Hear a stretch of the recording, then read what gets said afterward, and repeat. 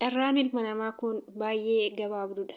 Yoo kanaan duuta namaan jedhees bakkuma kamittuu guyyaan duuta keetii kanaan duutaa guyyaan du'a keetii har'a yoo jedhee namoonni karaa baay'eedhaan guyyaa boqonnaa isaanii guyyaa du'a isaaniiti guyyaa dhumaati yeroo jedhanu biyya keessas ta'ee biyya namaas ta'ee guyyaan namaa oole taanaan inuma darbu jechuudha.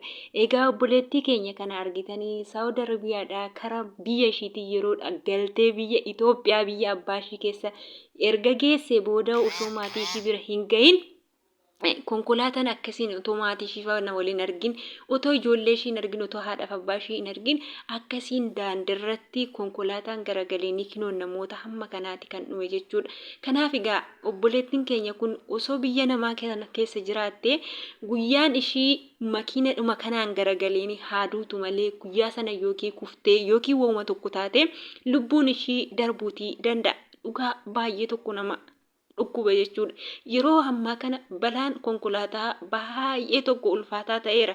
Ani hin beeku shufeertonni haaraa taanu barumatu bara dhumaati ta'ee baay'ee tokko nama dhukkuba jechuudha.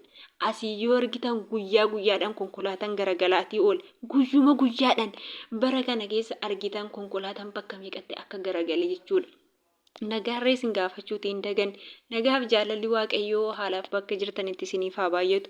Obboleewwan koo amantaa birootaa ta'e yoo yaashamaa harka fuunee jirtu nagaa keessanii bakkuma jirtanitti nageenyi koo isiniif haa baay'atu jechaa. Egaa warreen maamila maskii fiqirii taatan laayik sheer gochuu hin dagatinaa.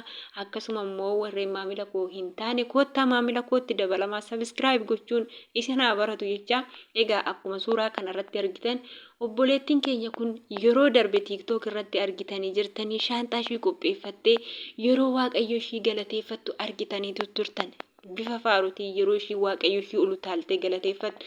Garuu immoo dhumni ishii immoo otoo maatii ishii bira dirree abbaa ishii irra geessee osoo maatii ishii bira hin gahin lubbuudhaan daandiitti tarteetii jirti. Egaa hedda tartee deebi'uu hin dandeessu. Lubbuun ganama baatee deebi'uu hin dandeessu waan ta'eefu. Obboleettiin kun waggoota dheeraa hojjechuutii dandeessi biyya namaa keessa dadhabdee laffaatee amma nangalee maatii koo biratti boqadha jettee gaafa biyya abbaa ishii irra geessu garuu balaa hin taanetu ishii mudate jechuudha. Osoollee maatii ishii bira geessee guyyuma takka maatii ishii ijaan argitee yaa ta'u garuu immoo maatii ishii hin argine waan ta'eef akkanumatti balaan konkolaataa daandiirratti ishii mudate. Kanaaf immoo balaa konkolaataa kana namoonni baay'een karaa mana barnoota yuunivarsiitii yeroo galan daandiidhuma irratti waa ta'u ani hin beeku. Balaan konkolaataa baay'ee baay'achaa dhufeera jechuudha. Kanaafuu yaa obboloota koo balaa akkanaa jalaa waaqayyo isin haa baraaru jechuudha. Yeroo baay'ee konkolaattonni amma konkolaachistoonni guyyaa guyyaadhaan makiinaan gubataatii oola. Guyyaa guyyaadhaan makiinaan garagalaatii oola. Amma gaa yeroo baay'ee aspaaltiin gaarii ta'aatii hin jiru jedhaatii dhagahama. Yeroo ammaa kana nuti biyya keessa jiraachuu baannullee aspaaltonni konkolaataadhaaf mijataa miti akka duratti aspaaltiin gaariidha. Wal qixxaataa ture. Har'a garuu akkasiin dhooqatee boolla qotatee adda dhodhee gaafa adda dhodhu immoo namni hin sirreessu waan ta'e hin jirree fi haaluma nageenya biyya keenyaa kana keessaa namni aspaaltii diriirsu waan ta'e hin jirreef kanaaf immoo yeroo baay'ee deddeebi'anii kan akkasiin konkolaachistoonni akkasiin garagalan sababuma sanaarraa hin jedhe maal duratti soo shufeerituma toofaa amma maaltu dhufere osoo daandii wal qixxaataa ta'eeti uummanni akkasiin guyyaa guyyaadhaan dhumaatii hin oolu jechuudha. Dhugaa baay'ee tokko nama dhiba. Baay'ee tokko irree keessa namaatii dhukkubsa jechuudha. Lubbuun namoota kanaa battalatti kan lubbuun isaanii du'e jechuudha. Battalatti in argitanii konkolaataa hanga kana guutuudha namni kan keessa jiru. Akkasiin gaafa qulqullititti gadi bu'u wanti kana caala nama eenyu jedhu hin jiru jechuudha. Yoo na miskina miiqatachi keessa jira. Kan ganama buna osoo hin dhugin bahe. Kan ganama afaansaa otoo bishaan hin qammasin bahe. Hanga yoona lubbuun isaanii kan tarte as keessa baay'eetu jira. Konkolaataan kun immoo akkasitti garagalee namni keessayyuu ni afa jennee yaaduu hin qabnu. Akkamiin afa namni asirraa? Kanaaf kan kana caala baay'ee nama dhiphisu hin jiru. Egaa yaa obboloota koo waliin jibbinaa, wal jaalladhaa, amantaa waliin qoodinaa, gandaa waliin qoodinaa, guyyaan boqonnaa sitti matteen dhuftu guyyaan boqottu hin beekamu waan ta'eef jireenya addunyaa kanaa keessattuu jireenya baay'ee ulfaataa ta'eera. Jireenya habjuu ta'eera. Amma nan jiraadhaa beekta malee boru waan sirra ga'u hin beektu. Kanaafuu nuti maaliif wal jibbina ree? Dacheenuu nu baachuu hin dadhabne nuti maaliif walii galtee dadhabna? Maaliif wal balaaleffannee ija gaariidhaan osoo hin taane ija badaadhaan wal ilaalla? Laphee cabaa maaliif laphee wal cabsina? Egaa namoonni baay'een miidiyaa irraa utoo fayyaa qabanuu daba walirratti yaadaa kan oolan baay'ee isaaniitu jira. Garuuti immoo dacheen kun har'a duunee fi boru duunee kan hin beekne maaliif wal jibbina ree nuti? Wanti wal jibbinuuf maalidha? Guyyaa jiraattu beekta malee yeroo itti boqottu hin beektu. Soo kanaafuu gaarummaa waliif hojjedhu. Amantaa kamuu hordofi. Qomoo kamiyyuu ta'e garuu wal jaalachuun gahee isa. Maal ta'uutii qabna? Wal jaalachuutii qabna. Gaafa duunee ribba waliin jennee walirratti bo'oo osoo hin taane gaafa jirru garuu waliif toluun, wal gargaaruun, walii dhiphachuun, dhiphina nama tokkotti furachuun waanuma jiru jechuudha. Jireenyi lafa kanarraa hanguma obboleettii kanaati jechuudha. Yeroo ishii waaqayyo ishii galateeffachaa gammaddee fuula gammadaadhaan waaqayyo faarfachaatii turte argitaniitii jirtu hundi keessaniitu.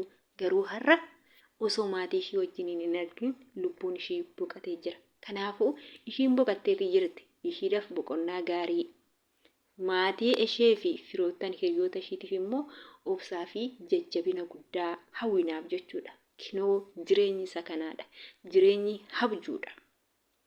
Gaafa obboleettii kanarratti argitan wanti hundumtuu wanti lafa kanarra jiru hundumtuu hangam akka nama jibbisiisuu fi hangam akka fokkisu isinuu argitaniitii jirtu jechuudha. Nuti hoo maaliif wal jibbina ree?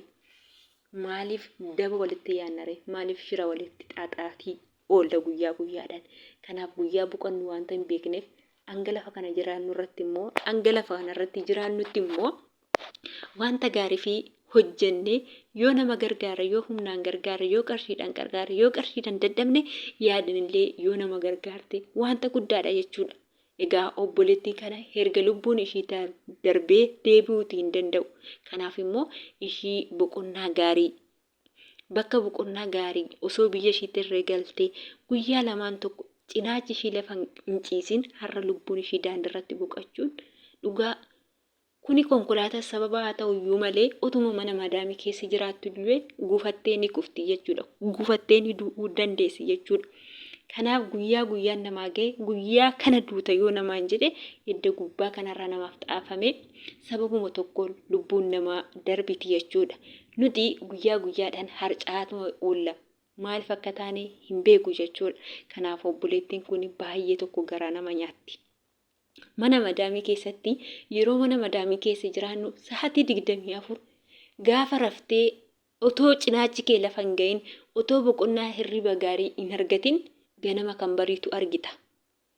Ganama kan alaarmiin gurrarraas iyyitu argita. Keessattuu daa'imman yeroo mana keessa jirtu baay'ee rakkisaadha. Hanga tokko warreen maatii hin qabne warroota jaarsota yookiin abbaa manaa fi haadha manaa ta'anii maatii mana keessaa hin qabnetu boqonnaa qaba malee keessattuu manni daa'imaa boqonnaan hin jiru jechuudha. Obboleettiin kun yookiin haala mijataa fi haala hin mijanne keessa teessiti kan Saawud Arabiyaa hojjettee kara biyya ishiitii imaluuf tarte jechuudha. Kanaaf immoo jireenyi biyya namaa hanga kamiyyuu baay'ee mijooftuu miti jechuudha. Hin arginaa biyya namaa keessa jiraannaa biyyi namaa guyyaa guyyaadhaan akkama hanga nama gootu haati ormaa dadhabbii kee hin beektu. Osoo ofii keetiif dadhabdee osoo si dhukkubu otoo dadhabduu ka'ii kana godhisiin jetti jechuudha. Atta gaafa ati biyya keenan gala jetteeyyuu ka'itee hojjedhu. Yoo ganama galgala bararaan kee ta'e guyyaa guutuu si fittiqsiisaa, guyyaa guutuu foddaa si dhiqsiisaa, guyyaa guutuu girgiddaa si dhiqsiisaatii oolti jechuudha. Hin beekne biyyooma namaa keessa jiraanna jechuudha. Kanaafuu egaa edda deemte galuu hin danda'amu. Ishiin bakka boqonnaa deemtera. Kanaaf immoo Waaqayyo kadhadhaa fi boqonnaa gaarii ishiidhaaf haa ta'uun isiniin jedha. Egaa obboloota koo viidiyoon koo har'aa kanumarratti xumurama. Egaa yoo jaalattan laayik sheer gochuun immoo hin dagatinaa. Nu jajjabeessuun immoo aadaa barsiifata keessan isiniif haa ta'u. Galatooma.